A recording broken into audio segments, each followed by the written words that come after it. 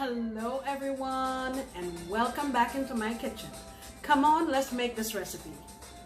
Alright guys, so today we're gonna make some game day appetizers. And you know, when you're having folks over, you want to get things done very quickly. You don't want to get into recipes that are too detailed. But what I'm going to use today is I have some pre-made ravioli here that I got from my grocery store. They have frozen ones. You can use those and I guess just thaw them out a little bit. But that's what I'm going to be using today. And I'm only making a small batch for the purpose of demonstration. So there's probably a couple of cups worth. What I have here is some buttermilk. And if you don't have buttermilk or you don't want to invest in it, you can just use regular milk and add not a tablespoon, about a teaspoon and a half or so vinegar to it. And that's what I did here. And I would say this is close to a cup. What I have here, I'm also going to be using some panko breadcrumbs. This is about maybe 2/3 of a cup. And I'm going to use some of these French fried onions. You don't see them used very often except for around Thanksgiving, but I think they'll give a really good flavor and crunch to this dish. Going to add in a little shake of garlic powder. Calling that about maybe a half a teaspoon. Going in with some Italian seasoning. If you use Italian breadcrumbs, you might be able to skip some of these, about a half a teaspoon also. I'm going to add just a little bit of onion powder. Not necessary because we're going to have some onion flavor from there. And a little bit of black pepper. Maybe about a quarter of a teaspoon. Okay, I'm going to get all this mixed up. And then we'll move on to the next step. Alright, so very simply, I'm going to get my little breading situation mixed up here.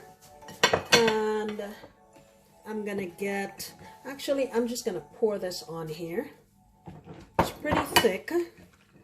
And once I get everything mixed in here nicely, I'm just going to get it into my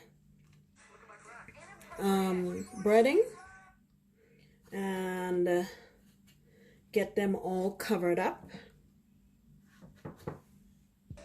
As you can see, it's very simple. Now, you don't have to use buttermilk. If you wanted to use eggs, you can do that also. But I'm not really a fan of eggs. So I shy away from them whenever at all possible. And actually, I don't even have eggs at home right now, so I decided to go with buttermilk. So I'm just going to get these situated here, and we'll come on back and do our frying. Okay, I'm on to my last two. Almost out of crust, but we'll figure out a way to press them on there.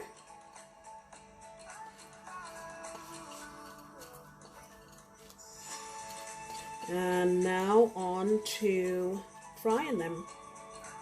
That's the last one. He's a little bit naked, but that's okay. And when you're serving these, you can do it with a dipping sauce. Today I'm going to do marinara, but you can also do Alfredo. That's a good choice. But since these are cheese ravioli, I'm going to go with a tomato-based sauce. Okay, let's go on over.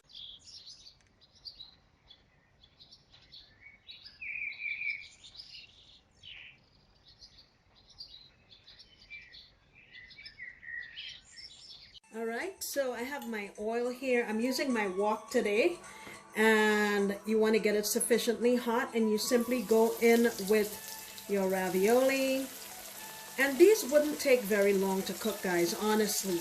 I would say maybe about 3 minutes or so.